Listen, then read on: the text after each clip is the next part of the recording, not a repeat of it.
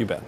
Across town on Capitol Hill today, each and every member of the U.S. Senate had the opportunity to be briefed by the FBI and Homeland Security officials about what they've learned from the Boston bombing attacks. Idaho Republican Senator Jim Risch has been in the room. He serves on the Intelligence Committee. Senator, welcome. Thank you for having me. So if we could start there, what can you share with us based on the briefings you've received, and what are the outstanding concerns and questions that you still have in your mind? Well, there's a lot of questions. You know, we've been through this once and took a pretty good look at it and looked at where things were done really well, looked at some things that weren't done quite as well, looked at what I think are some systemic problems with what we're doing. But we got a lot more work to do on this. And Senator, I had the opportunity to talk to Congressman Jason Chaffetz about this yesterday.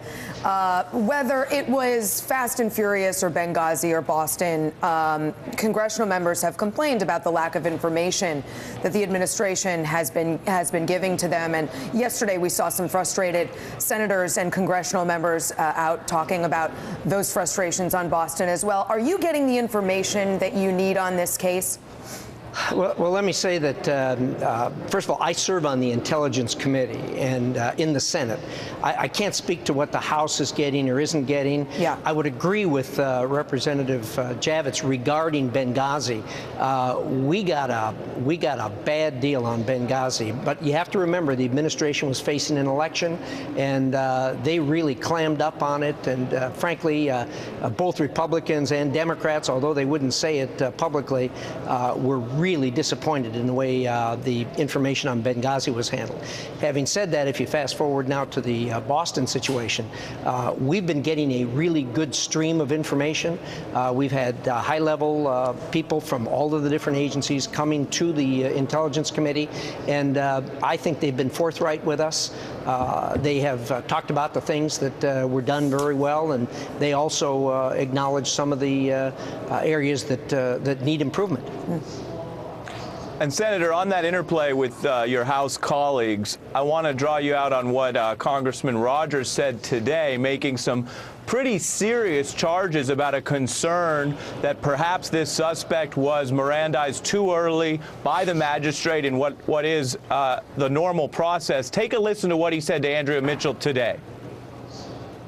We should have given the FBI the time that they needed, given the circumstances of someone in the hospital who was in and out of consciousness and on and off medication, for the DOJ not to push back, the attorney's office. They have a lot of explaining to do. Do you agree with Chairman Rogers there that the judge was out of line?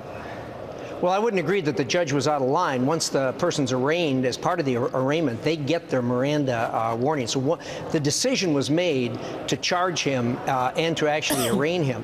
Where I would agree with Chairman Rogers is that we have not gotten a consistent policy from this administration about what they do and how they handle a terrorist suspect, whether it's on American soil or whether it's otherwise. Look, this should be very simple. In this particular situation, what they should have done is they should have held him.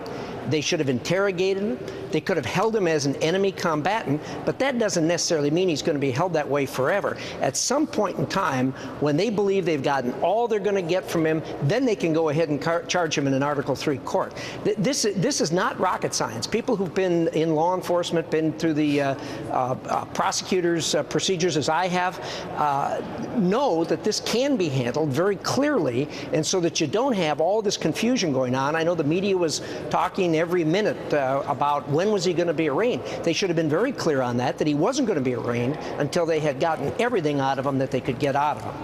Senator, just on your point there, you say there's not a consistent policy. So in your mind, the 2011 DOJ memo that does provide for a longer public safety exception, interrogation of terror suspects, that's not enough? What more specifically would you want to see at the administrative level? I would like to see substantially more details hung on that general policy. I don't have any quarrel with that general policy. Indeed, that's what it should be.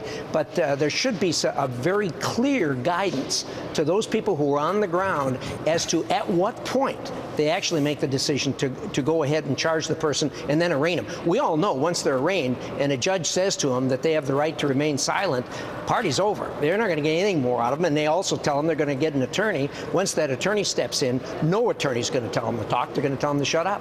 Senator, I want to talk about immigration policy with you for a minute. Of course, sure. These were people who immigrated here legally at the time when they immigrated. There doesn't appear to be any reason to have stopped them.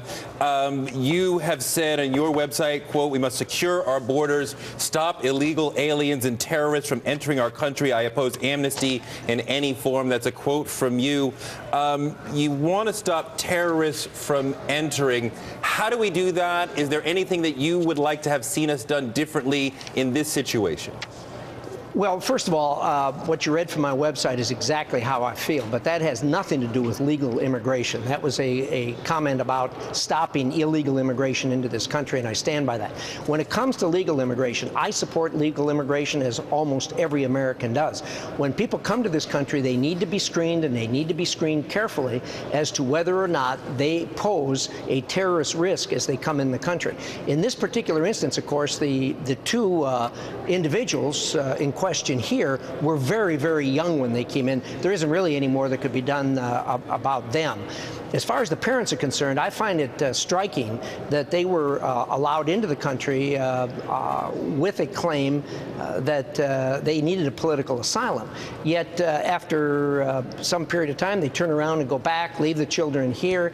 This whole thing is troubling. All right, Senator Risch, thank you for that.